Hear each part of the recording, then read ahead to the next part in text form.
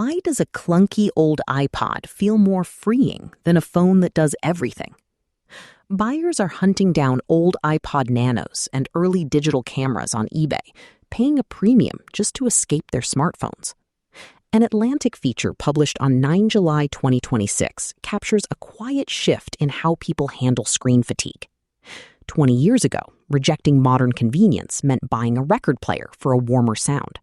Today, the goal is simply to find a machine with limits. The underlying question is why having access to every song ever recorded suddenly feels less like freedom and more like a trap, and why a little friction might actually be a relief. Written by Nancy Walecki in The Atlantic, narrated for Arva. The newest way to go analog. Digital devices from a less connected era are getting a second life. When the iPod Nano was first released, in 2005, it cost $199 and was sold on the promise of limitlessness. This year, Celeste Stange bought her magenta 8GB model on eBay for $69, and the exact opposite reason. Every time she'd pick a song on Spotify to stream, she'd think about the millions of other songs she could listen to instead and get paralyzed by musical FOMO, she told me. Now I only have what's on here. Stange, who is 29, is part of a recent analog movement in which people, usually those in Gen Z, opt for less distracting alternatives to their everything device. Those alternatives are not always, in fact, analog, but are in many cases older digital devices. An iPod, a digital Canon PowerShot, a DVD player. Tiffany Nee, the 25-year-old author of the newsletter Cyber Celibate, now has a first-generation iPhone, an 11-year-old iPod, 2 CD players, a Walkman radio, and a 1986 Macintosh Plus that takes 45 seconds to load the Welcome to Macintosh screen. Nee lives in Williamsburg, Brooklyn, where 20 years ago, the word analog would have conjured hipsters getting into vinyl. The argument then was that a record player produced real, textured music in a way an iPod's digital files could not. But today, people are going analog, as they call it, to escape devices that offer endless options, in favor of those that offer a modicum of constraint. The iPod's original tagline, 1,000 songs in your pocket, suggested that you could dance like the carefree silhouettes in the ads because you didn't have to lug around CDs. This was the era when technology was convenient, but not connected. Tony Fadell, a former senior vice president at Apple who's known as the father of the iPod, told me. Then the iPod became the iPhone, which soon had an app store, and convenience and connectivity became inextricably linked. People had their library of songs, but now they also had app notifications and Angry Birds and Instagram posts from that girl they went to middle school with. Eventually, streamable Apple Music replaced iTunes, and tens of thousands of songs became 100 million songs. I can't go through all of it, Stange said. Stange could still carve out her own corner of Spotify through playlists, but on her Nano, she truly has only music she chooses, with artist photos she uploads manually. For many people, that little bit of added friction is part of the appeal. Jess Fisher, a 29-year-old actor in Los Angeles, now buys new CDs each month, which she puts on her INI Oasis Y1, an iPod-esque MP3 player that the company started making in 2023, after users complained that their touchscreen MP3 devices were too distracting. I am more excited about music because I am restricting myself from it, she told me. When we spoke, she'd just gotten a new CD. I'm going to sit down and listen to it and relish it because I've been waiting a week to get it. She also looks forward to the 5 free weekly MP3 downloads she gets with her library card through a music site called Freegal. She has an alert set to repeat every Monday. It's Freegal time. I spoke with nearly a dozen people trying out similar technology. Isaac Mosna, who creates YouTube videos about tech under the handle Canoopsy, started taking photographs on a first-generation iPhone because he was nostalgic for a time when everything was a little more physical and real. The older camera also makes the pictures look warmer, he said.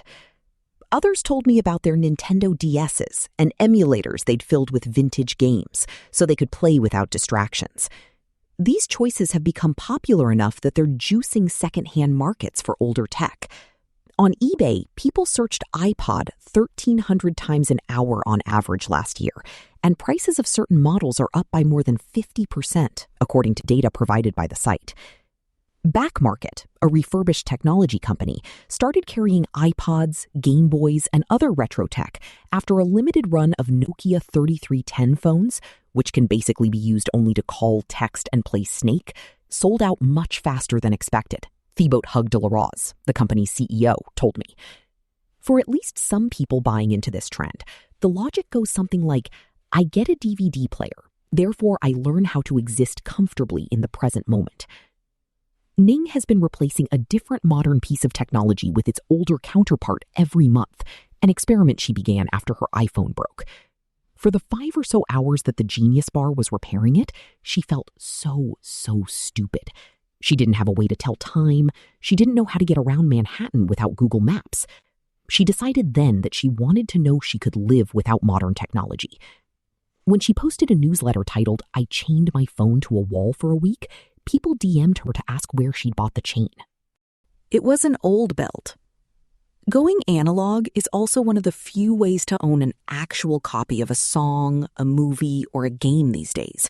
And buying those products means a person has to commit to their own taste more than they would by just pressing play on fun upbeat mix curated by Spotify. It has given Stanjay the ability to say, I'm not going to pretend that Geese is the second coming of God just because everyone else is listening to them. She'd gotten so used to streaming, though, that she wasn't sure what to put on her iPod at first. She looked up a Rolling Stone greatest albums list and downloaded some of the recommendations. Fisher did the same. A CD or DVD is more work to buy and can physically break down in a way a Spotify playlist cannot. But the people I spoke with generally framed those inconveniences as part of the experience. If I want to listen to an album that I really love, it involves me spending maybe $20 on a CD, it involves me putting that CD on, it involves me using the physical remote, Masna said. It's an experience. Cleaning and maintaining his CD player is a bit of a pain, though. Dan Cohen, a 24-year-old fashion designer, told me his professors couldn't imagine why anyone would want the crossbody CD holder he'd made for his undergraduate thesis. They'd lived through the annoyance of CDs getting scratched, iPods crashing and deleting music, and DVDs getting stuck on their menu pages for eternity. And some of these devices were outmoded for a reason. NG, the newsletter writer, got the 1986 Macintosh in part to play around with PageMaker and its word processor, but she's still trying to figure out exactly how to use the computer. After all, modern analog enthusiasts still have backups. Everyone I talked with had kept their smartphone. When Stanjay and I met, she took out her magenta Nano and her laptop to show me how she downloaded her music onto the iPod. The Nano promptly died. She plugged it into the laptop to charge, but still, no dice. I'm pretty sure it broke on the way here, she said, and told me she'd need to figure out how to fix it. She sounded a little excited about the challenge. In the meantime, she still had her Spotify subscription. Illustration sources: Adam Roundtree, Bloomberg, Getty; Yap Ariens, Norphoto, Getty; Jacob Stock Photography, Getty; Liang PV, Getty; Nick Dolding, Getty; Trums, Getty; Yoshikazu Tsuno, AFP, Getty.